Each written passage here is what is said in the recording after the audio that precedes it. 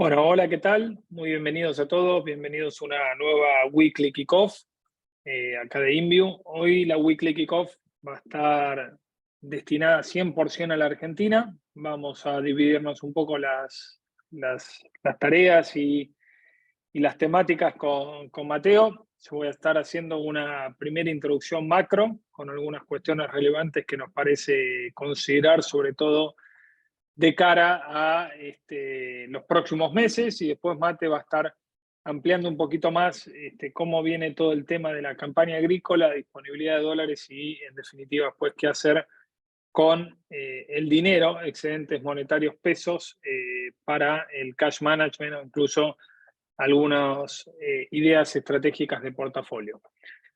A ver, esta es la hoja de ruta.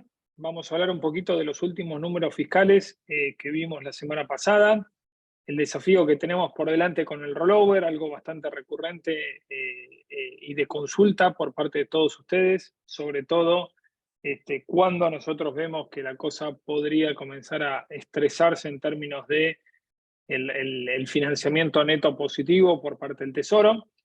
Después vamos a analizar un poco la dinámica de los pesos y los dólares, ¿sí? Cómo resolver o cómo intentar resolver la cuestión, la sequía como protagonista y, como les dije anteriormente, después Mate va a tomar la parte sobre todo del cash management y de las inversiones onshore. A ver, básicamente en octubre lo que vimos, de acuerdo a los números fiscales que informó el Ministerio de Hacienda, vimos una dinámica que se profundiza, ¿sí? Y que va en el buen sentido, que es que los gastos en términos reales volvieron a caer fuertemente. En este caso, cuando uno analiza a nivel agregado los números, la expansión de los gastos primarios fue del 63,5% en octubre interanual, bastante por debajo de la inflación, mientras que los ingresos subieron a razón del 91,1%.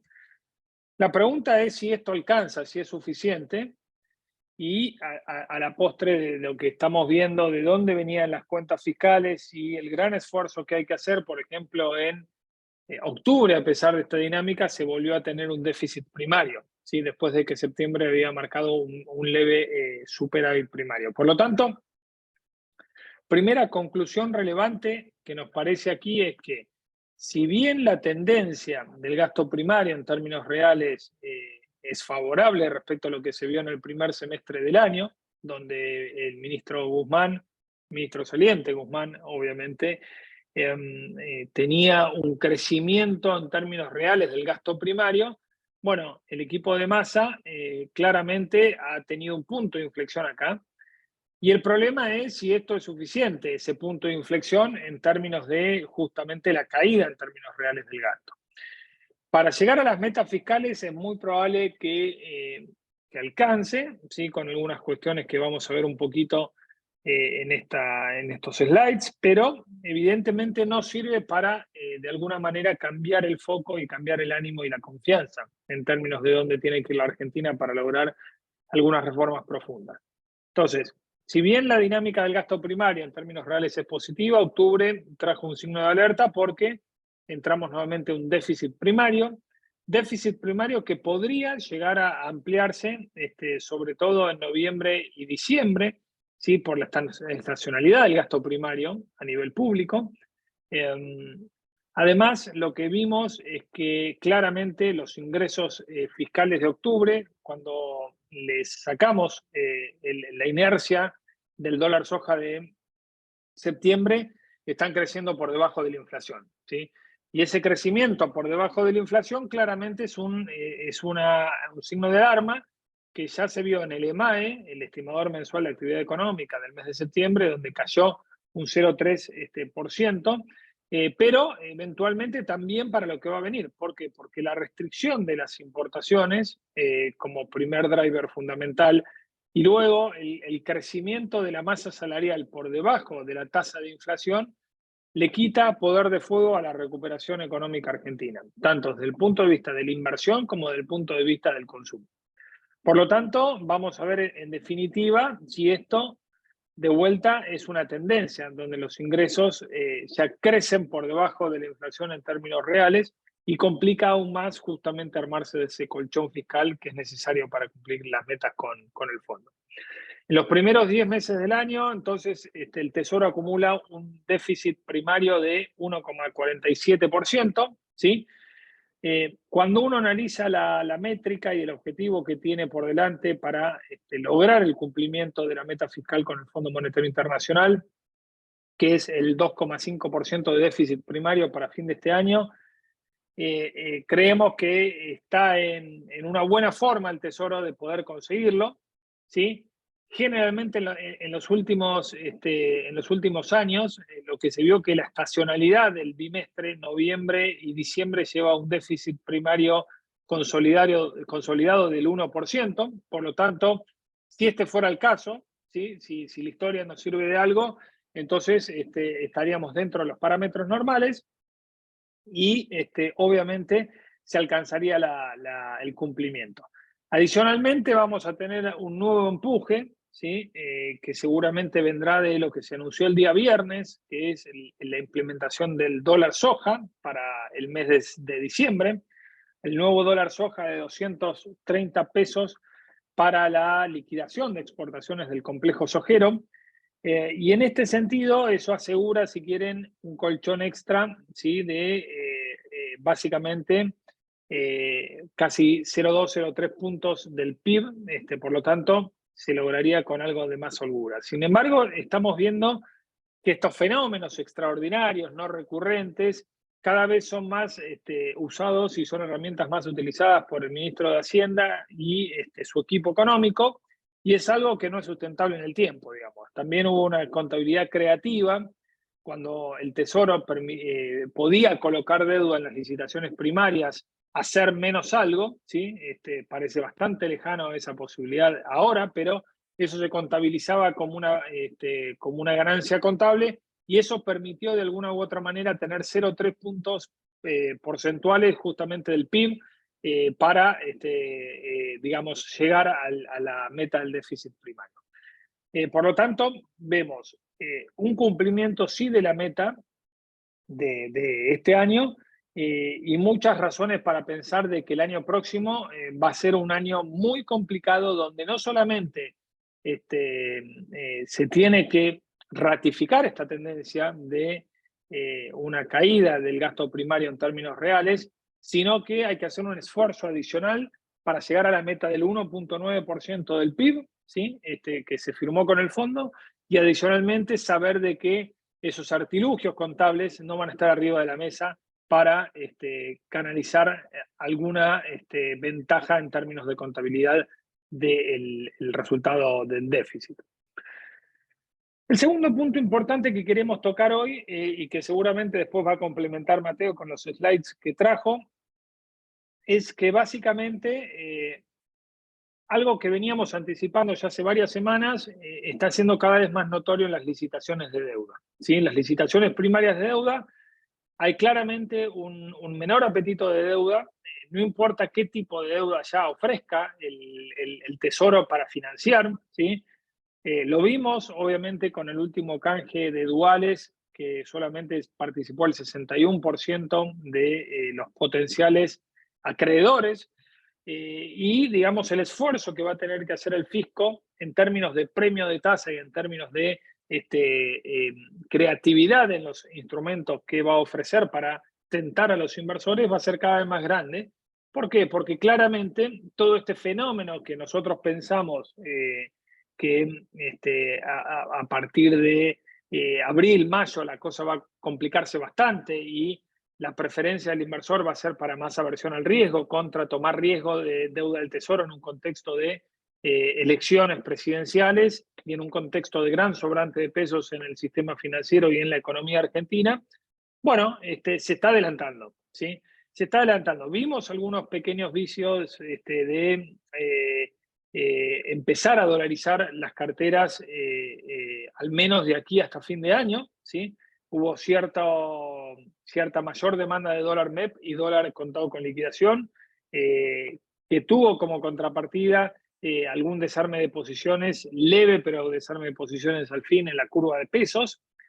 Quizás ahora el nuevo dólar soja dé algún tipo de colchón adicional. El gobierno está estimando acumular reservas por en torno a 3.000 millones de dólares para considerarlo exitoso. Creemos nosotros, de acuerdo a algunas consultas que hicimos y de acuerdo a nuestros propios datos, que podríamos estar cerca de 2.500, 2.700 millones de dólares. Ahora, lo que sabemos es que eso es adelantamiento de liquidación de exportaciones, no es un flujo que se repone, sino que es un stock que se liquida y que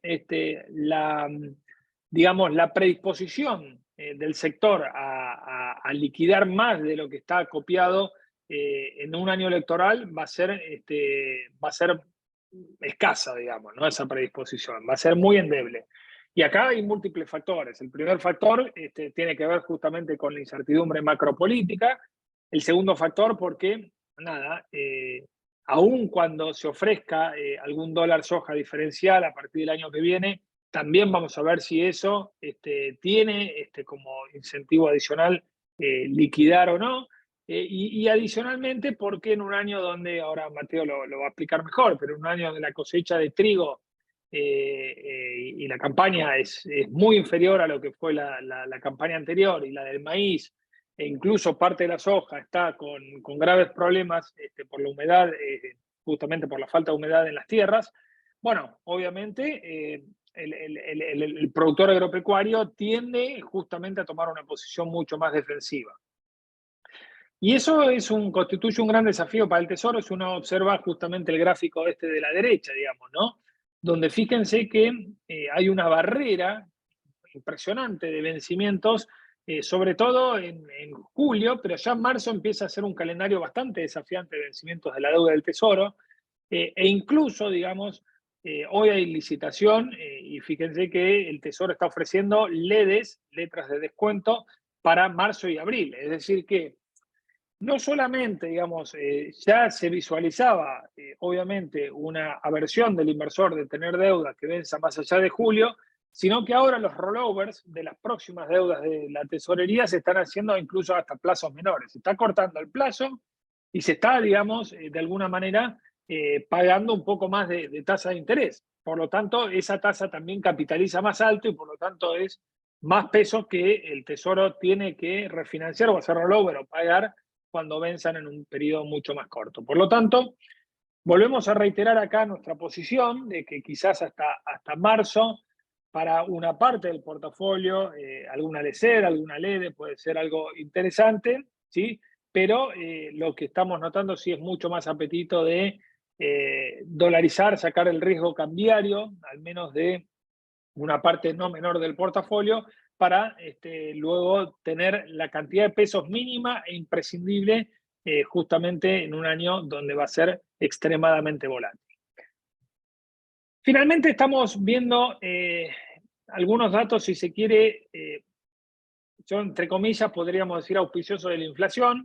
Venimos de una desaceleración marcada después de ese 7,4 que vimos justamente en julio, después el 7% mensual de inflación en agosto, baja en septiembre y algunos datos también de noviembre, según la consultora de Orlando Ferreres, muestra que la inflación, en el margen se desaceleró, ¿sí? Y esto podría estar contribuyendo también a, explicar, si se quiere, bastante parcialmente, porque hubo, digamos, cierto sell-off en la curva de SER, digamos, ¿no? Ahora, ese sell-off de la curva SER del SER, de alguna u otra manera, tiene como contrapartida, digamos, esto, que el Banco Central va a aumentar la emisión para evitar saltos en el tipo de cambio. Es decir, que el Banco Central ya se está de vuelta probando el traje de prestamista de última instancia del Tesoro, y por lo tanto todos somos conscientes de que si en este momento sobran pesos y que el Tesoro, digamos, está haciendo un esfuerzo muy grande para bajar el gasto primario en términos reales, ahora, si el Banco Central vuelve a actuar como prestamista de última instancia, uno podría decir que todos estos indicios, digamos, ¿no?, de que la inflación podría bajar un escalón más y pasar de lo que era el 7% en julio, agosto, a un 6% en septiembre, octubre y hasta un 5,5%, ¿por qué no?, en la zona de noviembre, sabemos que esto va a ser relativamente temporario, digamos, ¿no? Porque va a haber un lag bastante más corto de lo que era anteriormente si el Banco Central comienza de vuelta a imprimir billete para sostener no solamente la curva de pesos, sino también para ser justamente el prestamista de última instancia del Tesoro cuando tenga las complicaciones de hacer el rollover de la deuda. Entonces, a esto se le adiciona adicionalmente, perdón, la redundancia, pero el anuncio de ayer por la noche que Massa va a anunciar o buscará anunciar un acuerdo de suba de los combustibles de 4% de tope mensual durante 4 meses, con el compromiso de que después las empresas, digamos, al mes 5 tengan como tope máximo un 3,5% de aumento. Ahora, sabemos que esto es pan para hoy y hambre para mañana, en el sentido de que primero los combustibles han aumentado en los últimos 12 meses a razón de 60% anual, contra arriba del 80% que fue la inflación total, digamos, ¿sí? En base interanual. Por lo tanto, claramente ya hay un desfasaje. Y después sabemos que el combustible es un precio internacional que viene dado, digamos, ¿no? Si bien ahora estamos viendo hoy en los movimientos preliminares un petróleo que está navegando en la zona de 74, 75%, perdón, 74, 75 dólares por efectivamente estos temores de recesión global, bueno, sabemos que en el medio puede pasar cualquier cosa, si efectivamente hay alguna restricción de oferta adicional, si hay un recrudecimiento del enfrentamiento bélico, etcétera. Y por lo tanto, digo, la nafta no es un precio que uno pueda controlar por mucho tiempo para torcer las expectativas. Acá lo que nos parece a nosotros es que este tipo de anuncios lo que hace es diferir inflación hacia adelante.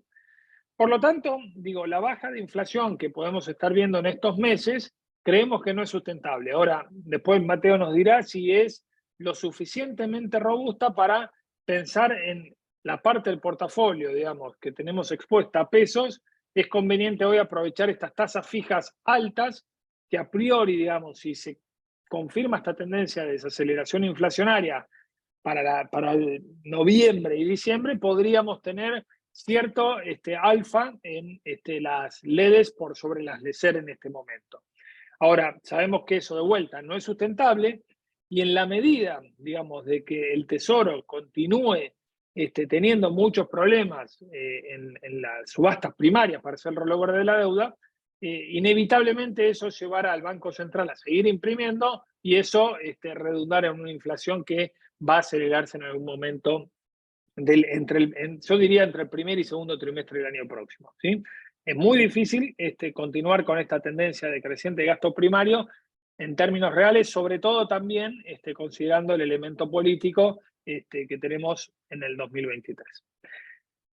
También sabemos que el tema de la deuda no es un problema solo de pesos. Si bien hoy el meollo de la cuestión principal está en el tema de los pesos, hay una dinámica también de la escasez de dólares que preocupa.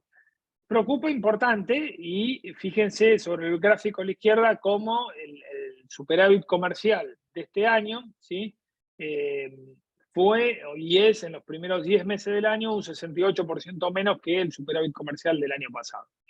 Y esto ha llevado a recrudecer la discrecionalidad en el manejo de las importaciones, ¿sí? Para lograr al menos mostrar números más positivos en términos de balanza comercial. Y esto, digamos, tiene como principal costo el costo de la actividad económica.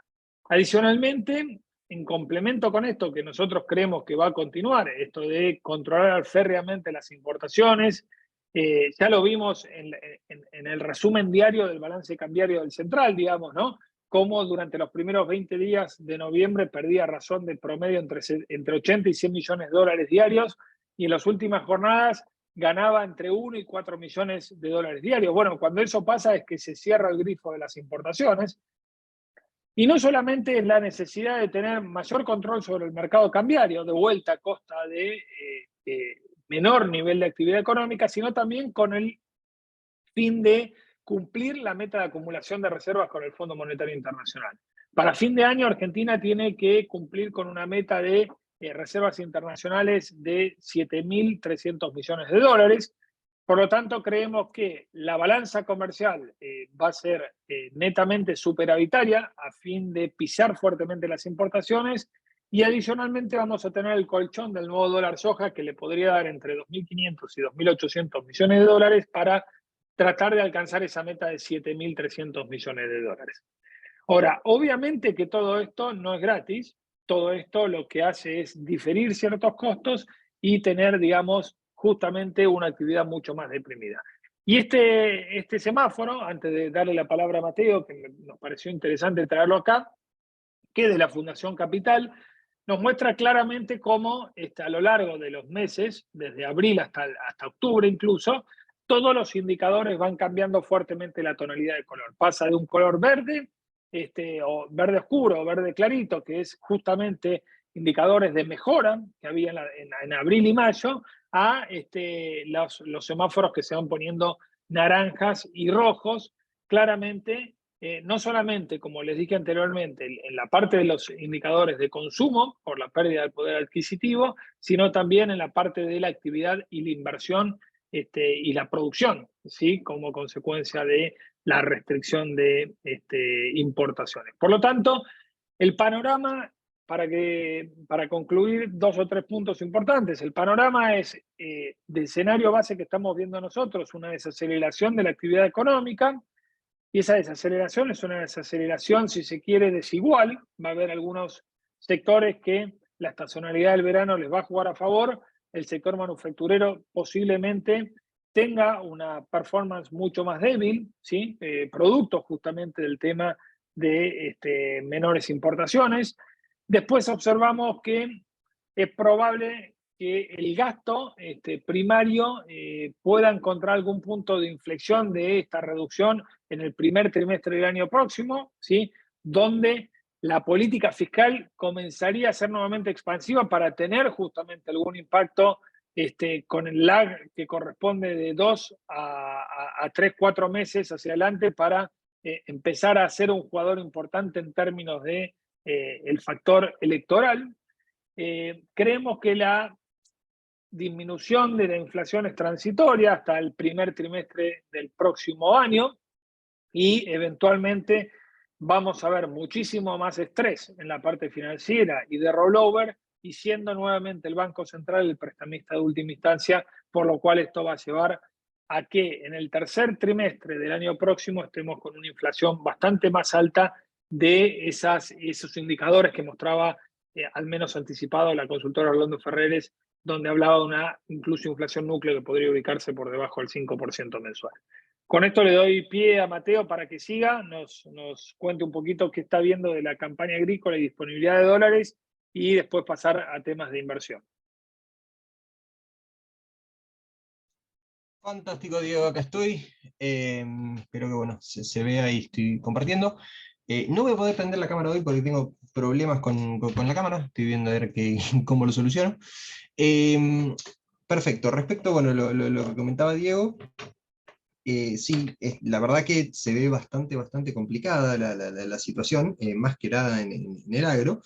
Esto de prendiendo una vela al clima es real, digamos. La verdad que si vemos un poco las últimas estimaciones de la Bolsa de Comercio de Rosario, bueno, con estimaciones propias y datos de INDEC, ya vemos que en lo que es trigo, ya hay una variación del ingreso de dólares por exportaciones de trigo de 2.000 millones de dólares, solo en trigo.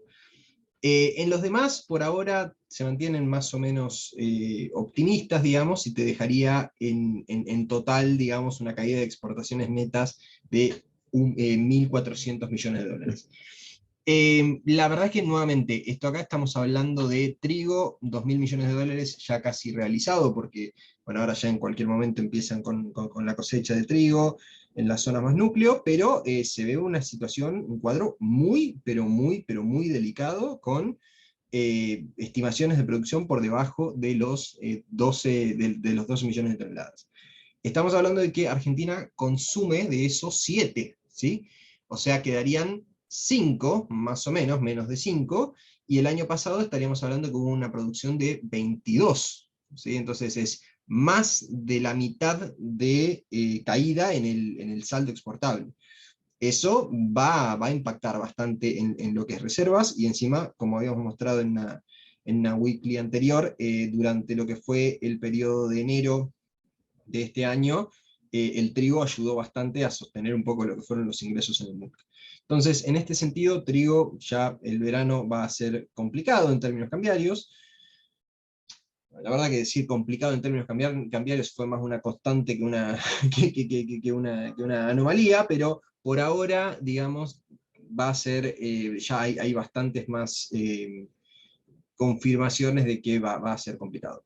La cuestión acá también a considerar es que todo lo que sea soja y maíz pinta muy, muy también fiera la cosa, porque todavía no se sabe bien cómo va a terminar eso, esa historia, ¿no?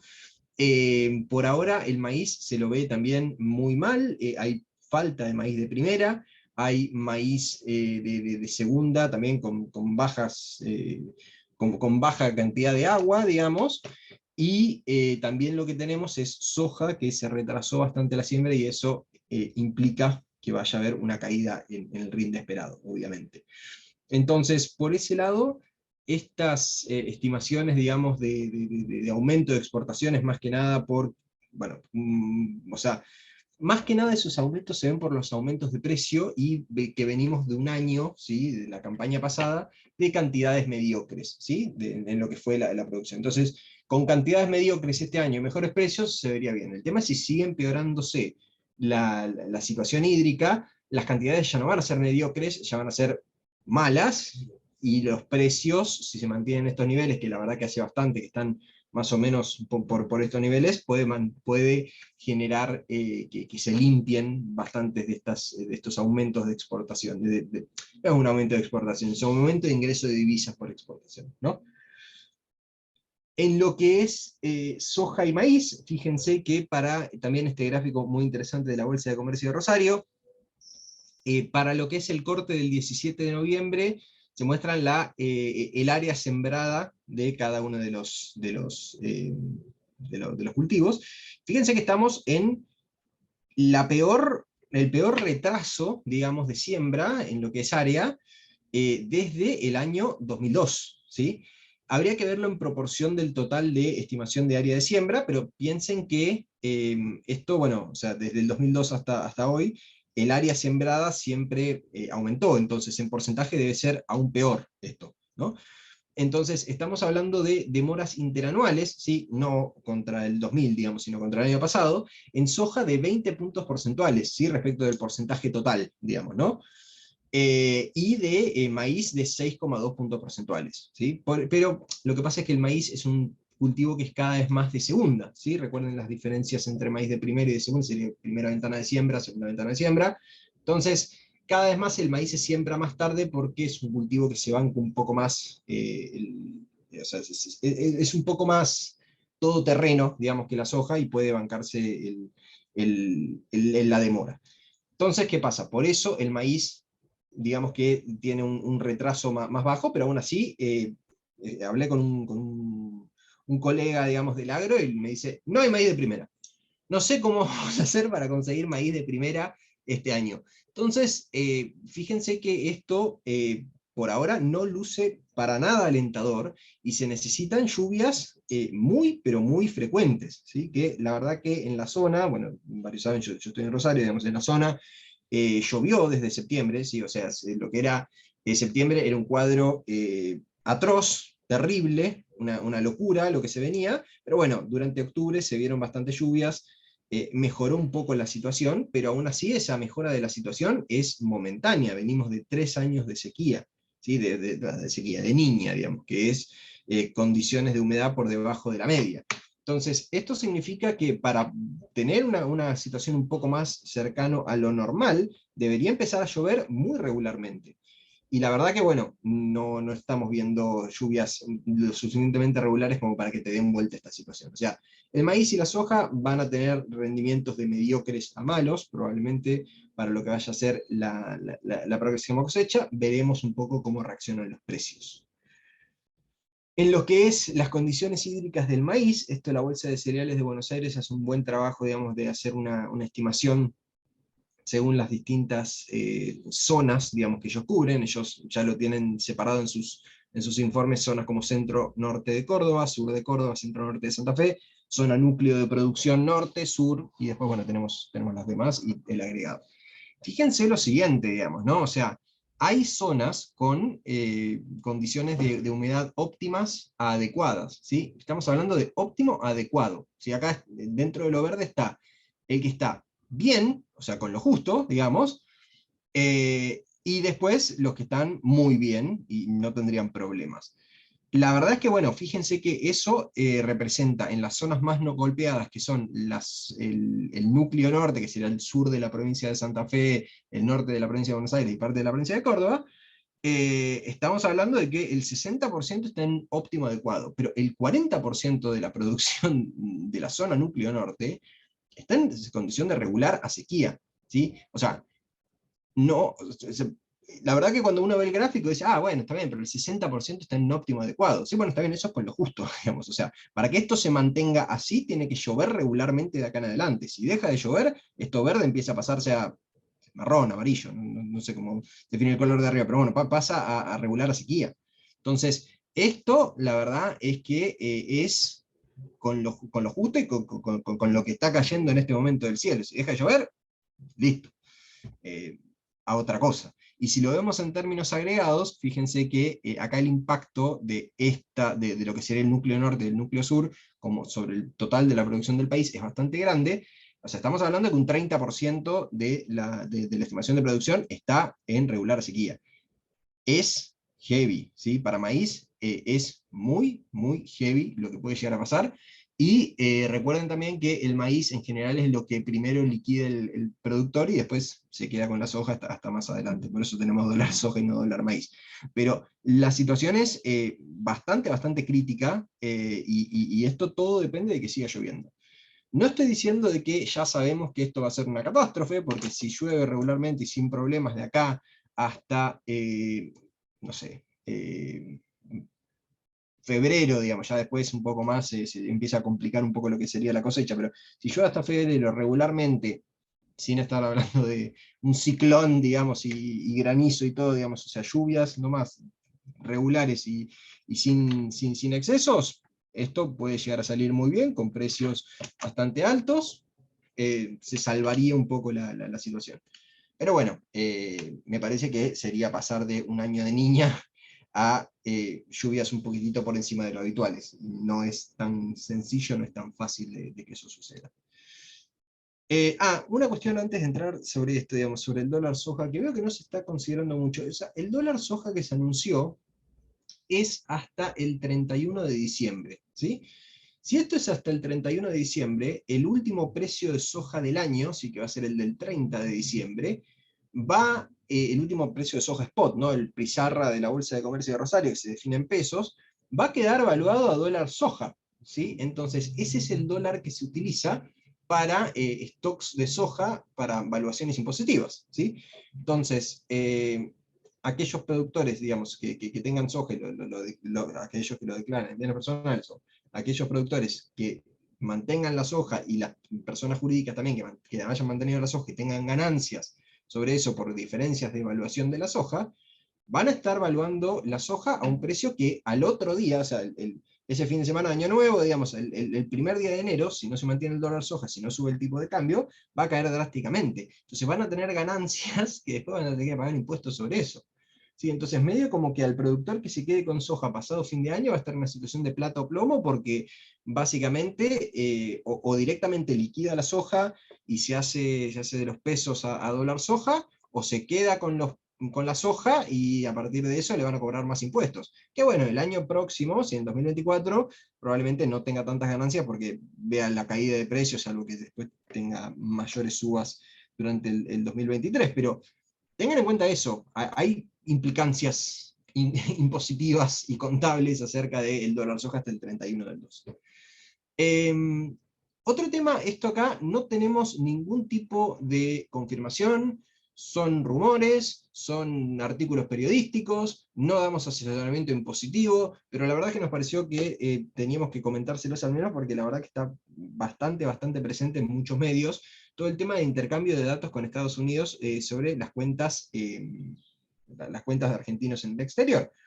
Entonces, acá un poco considerar el hecho que lo están diciendo mucho en los medios, nuevamente no hay ningún tipo de confirmación, parece, bueno, hay distintas versiones, fíjense que algunos dicen que estará a fin de mes, otros plantean que era esta semana, o sea, no se sabe, perdón, la semana pasada, entonces no se sabe bien directamente cuándo puede llegar a entrar esto. La cuestión es que también esto viene de la mano de ahora rumores de un blanqueo, entonces también no se sabe si esto prosperará, no prosperará, si primero se anuncia el blanqueo, si después se anunciará esto, o al revés, si es meramente un chicken game para que los que tengan fondos en el exterior ingresen a un posterior blanqueo. La verdad es que, bueno, no se sabe mucho, pero bueno, para que lo tengan en cuenta de que esto está sobre la mesa y para que también vayan haciendo sus consultas impositivas con los profesionales pertinentes. Pero la cuestión es que, bueno, Massa está fogoneando esto de que sería inminente la firma a través, bueno, del convenio de FATCA que tiene con distintos países. Estados Unidos. Los acuerdos similares que tiene son con México y Colombia, y la verdad es que dice que esto afecta más a las personas físicas que a las jurídicas. ¿Sí? Los artículos periodísticos están diciendo que afecta tanto a personas físicas como jurídicas, pero la experiencia y algunos expertos en tributación dicen que jurídicas no serían alcanzadas tras ese tipo de estructuras. Nuevamente, no damos asesoramiento impositivo, eso con su profesional de confianza, pero también consideren que no necesariamente creamos a face value lo que dicen las notas periodísticas, consultemos a profesionales. También otra cuestión que se habla hoy en día es que esto de firmarse recién entraría en vigencia a partir del 2023, ¿sí? Entonces, nuevamente, no se entiende mucho el apuro de hacerlo hoy para el gobierno actual si piensa que el año que viene entrega el mando, digamos, pero bueno, sepamos un poco que también esto puede llegar a ser porque viene de la mano de un blanqueo y puede llegar a ser como en un tipo de amenaza creíble. Rápidamente, y para no robarles mucho tiempo más, voy a ir muy rápido por todas las tasas en pesos, porque esto un poco lo hemos hablado, digamos. La verdad es que hubo subas de tasas en varias de las curvas, digamos. Acá tenemos una cuestión de que no queda bien claro, digamos, cómo va a moverse, ¿sí? Todo el mercado de cara hacia adelante, digamos, porque por el momento parecería haber una pequeña desaceleración de la inflación en los próximos meses, pero esto con todas estas emisiones de pesos no parecería sostenible durante el año que viene. Entonces acá estábamos viendo que las LEDs estarían empezando a tomar algún tipo de atractivo, viendo que las tasas efectivas mensuales que están mostrando no son despreciables si consideramos que la inflación puede hacer algún tipo de viajecito, caminata por debajo del 6%, para después, bueno, después volver con venganza, digamos, pero por ahora, fíjense que una ley de enero, perdón, la costumbre de recomendar lecer por un año, pero digamos, la ley de enero o la ley de febrero, la verdad que todavía no tenemos la ley de marzo, porque bueno, todavía o sea, cotizó 2 días, digamos, estamos esperando que asuma un poco más de volumen. A 6.44, 6.42, la verdad que, bueno, para diversificar un poco de la tenencia del lecer, no parece muy mala, no parece una mala opción para el que también considere que la inflación puede desacelerar. Entonces las LEDs están tomando de nuevo un atractivo bastante inusitado, por así decirlo, y también tener en cuenta que esto, o sea, va a haber bastante emisión de LEDs, porque como vemos en las últimas licitaciones, vemos que, bueno, mucho de lo que no entró al canje era LED, hay muchas tesorerías metidas en estos instrumentos, digamos, o sea, también eso yo creo que fue un error pensar que en el canje, bueno, cualquiera se iba a meter a un bono dual al año que viene, siendo que muchos son tesorerías que necesitan el dinero en los próximos 30, 60, 90 días, y estábamos ofreciendo un título dual, ser dólar link un año más. Entonces, por ese lado, acá, bueno, me parece que puede llegar a tomar mayor preponderancia en las licitaciones, lo cual, si hay bastante más oferta de esto, puede ser que mantenga las tasas altas durante un poco de tiempo, como dijo Diego.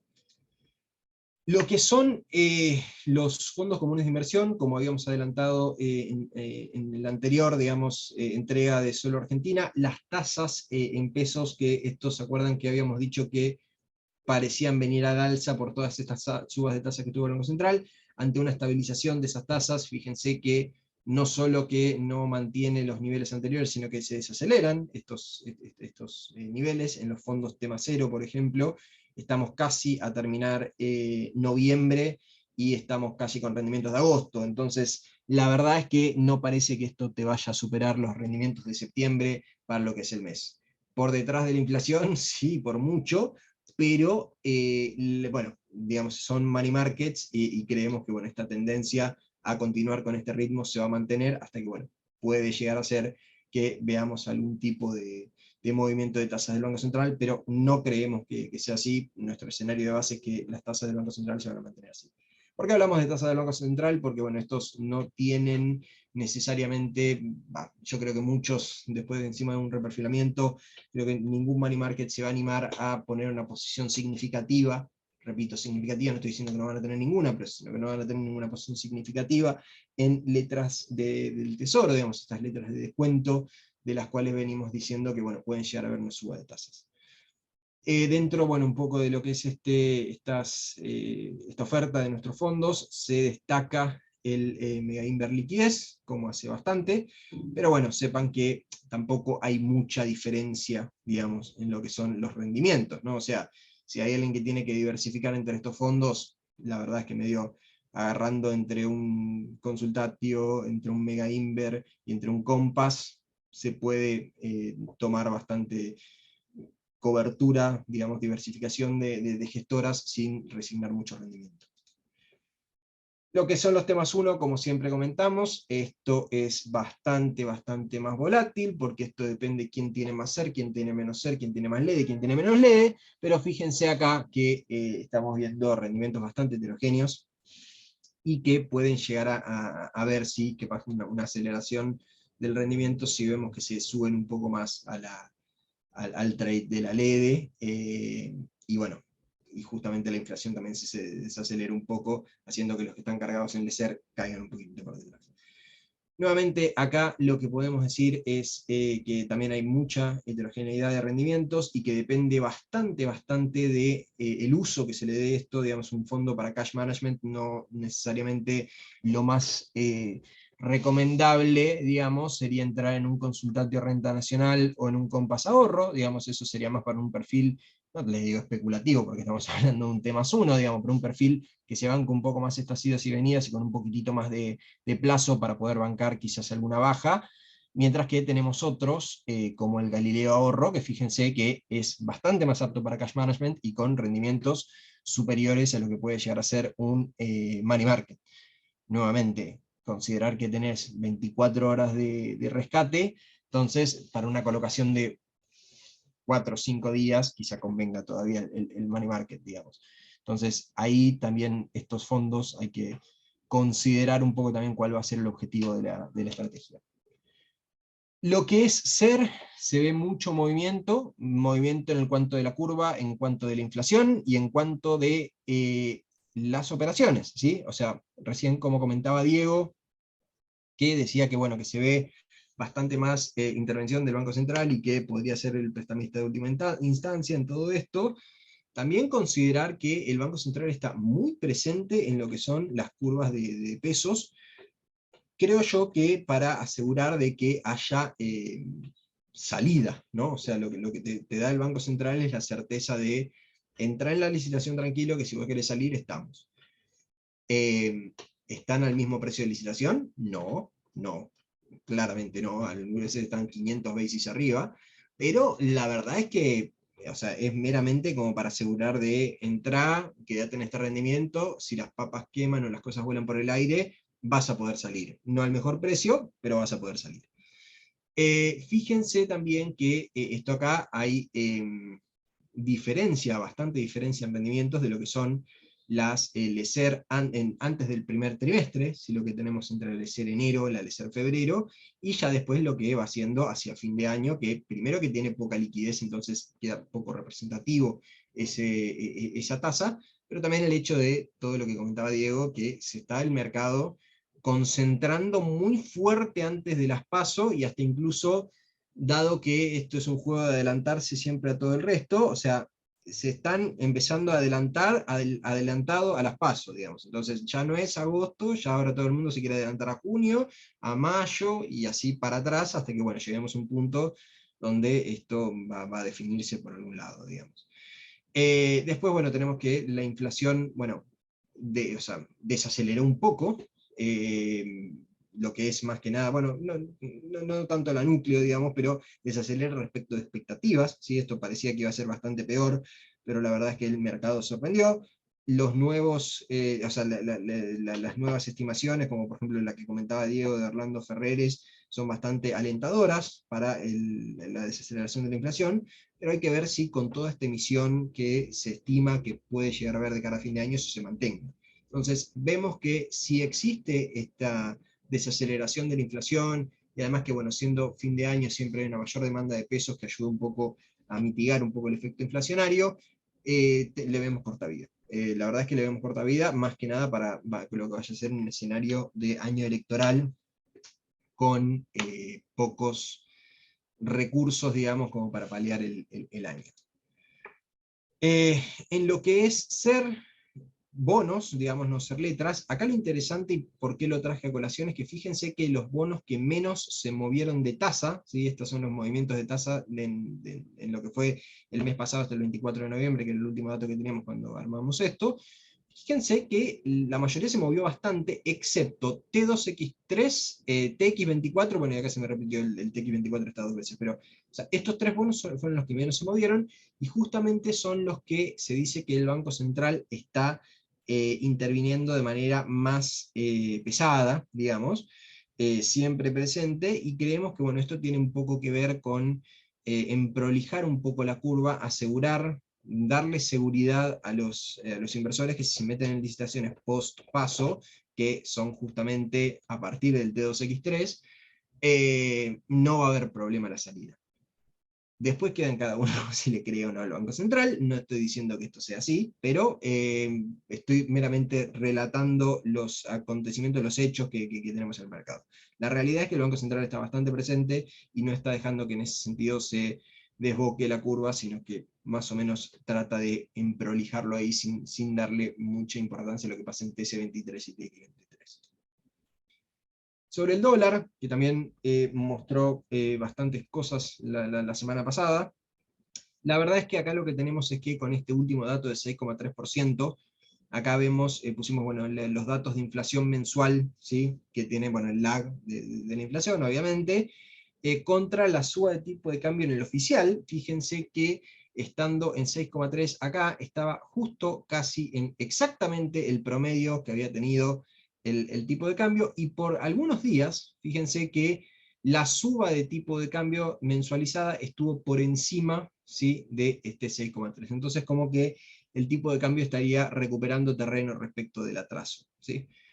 Capaz que a alguien no le gusta el tema de atraso, a mí no me gusta tampoco, pero bueno, es muy gráfico en este momento para decir atraso respecto de cómo queda por encima. Pero fíjense que venimos de un año en el cual el tipo de cambio estuvo ligeramente por atrás, ¿sí? Estamos acá, mientras que en el 2021 fue un poco más, más pesado ese efecto. Entonces vemos que a pesar de haber estado en una recuperación real del tipo de cambio, vemos que ya empieza a descender un poco esto, y creemos que hay cierta voluntad del Banco Central de mantenerse en niveles similares o un poco inferiores que lo que es la inflación durante estos meses. También creemos que de cara a las elecciones va a tratar de usarlo como un antiinflacionario, y todavía no vemos un salto discrecional de tipo de cambio. La ventana para hacerlo creo que sería entre enero y febrero, pero no sé si pueden, si tienen la espalda para bancarse el backlash inflacionario que podría llegar a tener eso.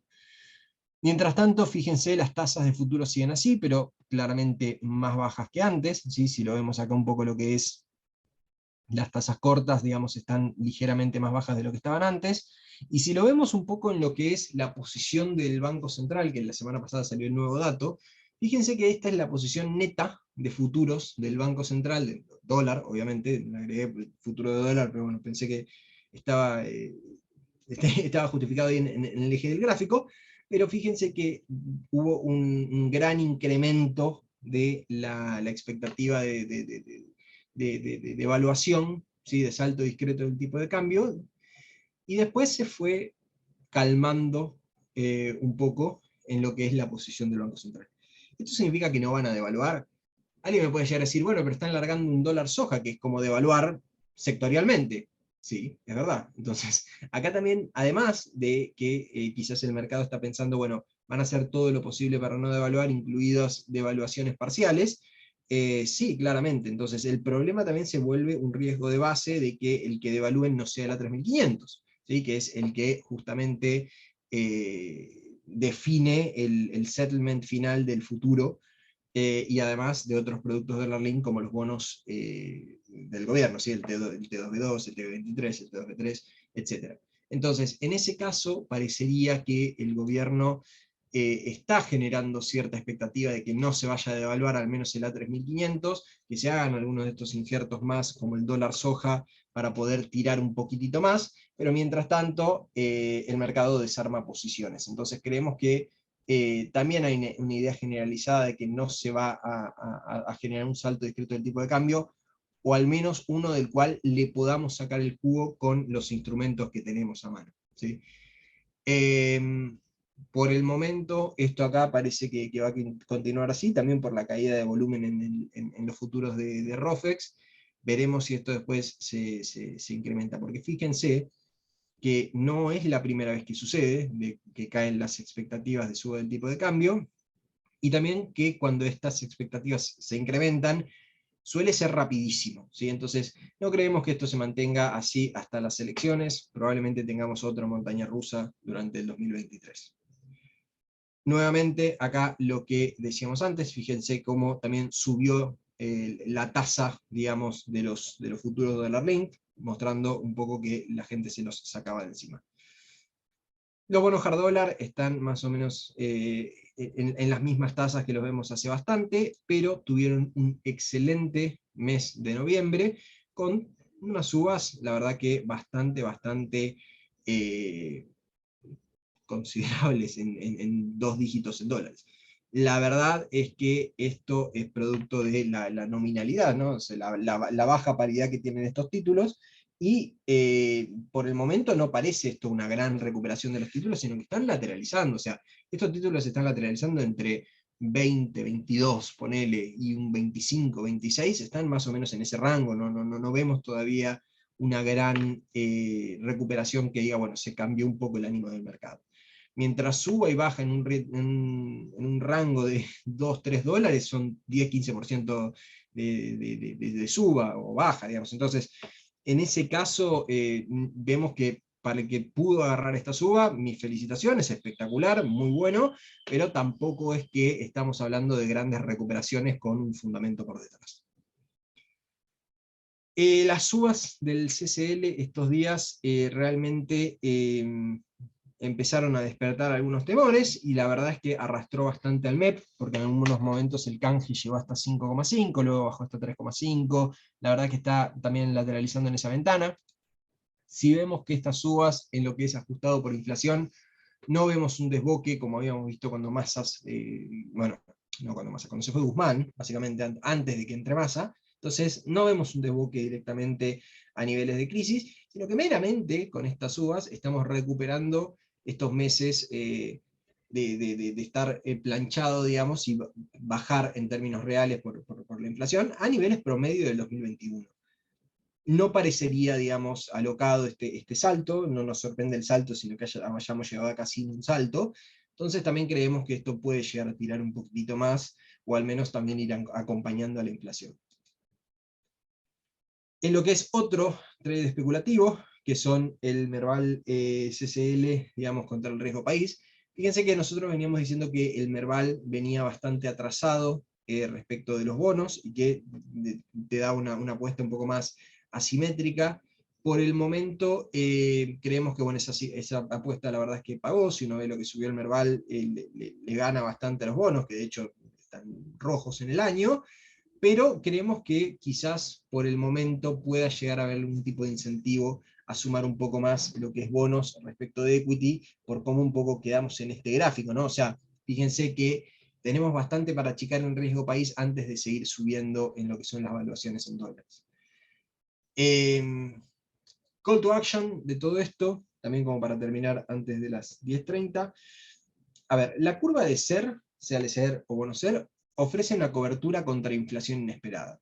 Estamos hablando de que la expectativa es que la inflación se modere por un par de meses, ¿sí? Pasadito el verano podríamos tener un poco más de efecto, pero bueno, o sea, recién planteábamos que para el que quiera diversificar un poco de SER, LEDE ya no parecería ser una pérdida real tan grande, pero se pierde, digamos, esta cobertura contra inflación inesperada, ¿no? O sea, si de repente enero viene en 8%, bueno, la LEDE va a haber perdido como en la guerra. Con una LECER algo puede llegar a agarrar, especialmente si agarras una LECER mayo, porque la LECER enero no te va a agarrar nada, la LECER febrero no te va a agarrar nada, directamente tenés que ir a mayo, pero piensen que, bueno, esa es un poco la cuestión de estar en SER. Es más que nada hoy en día para inflación inesperada, porque parecen bastante arbitradas ambas cosas.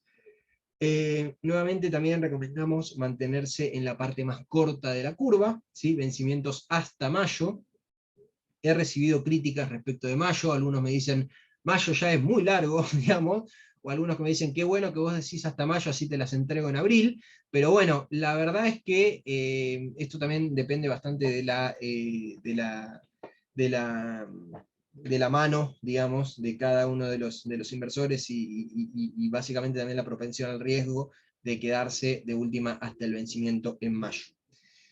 También un poco lo planteamos mayo porque puede llegar a agarrar la inflación del verano y no dejarte tan descubierto, ¿no? Porque fíjense que lo que vaya a hacer con los lags del SER, la de enero, meramente va a agarrar parte de la inflación de diciembre, siquiera. Entonces, por eso planteamos ahí, digamos, esa cobertura de inflación, si vas en una ley de SER muy corta, no la vas a ver. Después también, bueno, lo que decíamos antes, que las desaceleraciones de la inflación pueden dar oportunidades en la curva del EDE. Nuevamente se está resignando la cobertura contra inflación inesperada. Nuevamente esta pregunta que ya nos hicimos antes de si es momento de dolarizar las carteras, en su momento dijimos que sí, hoy post suba, digamos, nosotros mantenemos la cautela, porque esto acá, de cara a fin de año, siempre en fin de año cae un poco el CCL por bueno, el canje, que hay gente que por razones impositivas vuelve y todo, así que eso va a requerir de cierta paciencia, pero creemos que de cara a la volatilidad que puede haber el año que viene, los malos resultados cambiarios que puede tener el verano hasta llegar a la nueva soja, puede llegar a ser una cuestión de volatilidad que haga que el tipo de cambio se ponga también más volátil. Entonces, recomendamos mantener esa cobertura contra el CCL. Sobre fondos de CCL, bueno, tenemos el SBS Renta Mixta, creo que es, el SBS Latam, tenemos, bueno, también el Galileo Income, Galileo Event Driven, tenemos para todos los gustos y riesgos, pero ahí mantener un poco de cobertura sería sano. Y nuevamente, dólar soja más emisión, esto puede llegar a ser bastante bueno, expansivo en lo que es en términos monetarios y al fin y al cabo más inflación y más sube de tipo de cambio. Así que yo en ese sentido sería un poquitito cauto. Y también recuerden que el dólar soja, por más de que llegue un momento donde no tenemos los stocks que antes, esta cuestión impositiva puede llegar a hacer que muchos entre plato o plomo agarren plata, así que también tengamos en cuenta esa cuestión de cara de hacer pronósticos de si va a funcionar o no el dólar soja. Siendo las 10:30 clavados, dejo espacio a preguntas, llegamos justísimo con el tiempo, me quedo acá abierto a lo que quieran preguntar. Bueno, gracias Mate. Mientras ahí esperamos hoy, si llegan algunas preguntas, les recordamos que hoy está la licitación, como dijimos, de tesorería. Van a estar licitando LEDs para marzo y abril. Ahí atentos a ver si hay algún premio respecto a lo que se está cotizando en mercado secundario. Y después en los mercados internacionales, poniendo el foco fuertemente en lo que está ocurriendo en China, con estos nuevos lockdowns y las protestas en muchas ciudades de la población, que está afectando hoy un poco en la apertura de Wall Street, futuros cayendo un poquito más de medio punto porcentual y commodities bajo presión, lógicamente, porque toda esta política de tightening del nivel de actividad económica con los lockdowns le pega a la demanda de commodities. Pero bueno, eso es otra historia. No sé si hay alguna consulta o pregunta de lo que estuvimos poniendo aquí con Mateo. Si no, damos por terminada la weekly de hoy. Ponemos a disposición después el video y obviamente, como siempre, estamos a disposición para cualquier otra consulta, ¿sí? Creo que no tenemos preguntas, Mate, así que cortamos acá. Fantástico. Se ve que Bueno, estuvo todo muy claro. que tengan una semana excelente. Hasta luego. Ahí llegó una. Al final.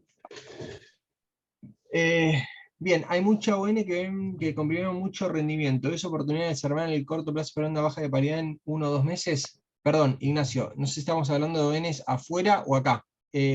Asumo que Argentina, digamos, pero sí, a ver, muchas comprimieron bastante el rendimiento, dependiendo también de la calidad crediticia, ¿no? O sea, creemos que los buenos créditos comprimieron bastante, básicamente porque también se demostró que cuando sale un buen crédito a buscar fondos hay, digamos, no es que está cerrado completamente el grifo.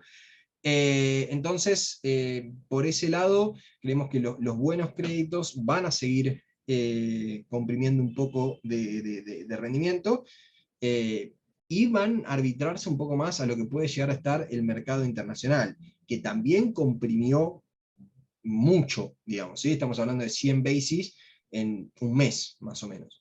Entonces, yo creo que va a ser cada vez más un cherry picking de estos créditos. Se viene un año cargado, plagado, como le quieran decir, de reestructuraciones, con nuevas ofertas, con pateo de vencimientos. Así que cuidado con todas estas situaciones, porque capaz que uno compra una ON a 1 año y medio y terminás con cash y una ON a 7 años en cartera a fin de año, digamos. Entonces, tengan en cuenta un poco esas situaciones a la hora de comprar una ON hoy en día. Buenísimo, Mate. Creo que esa era la única pregunta. La damos por concluido hoy y cualquier cosa estamos en contacto durante la semana. Buen lunes para todos. Buen lunes.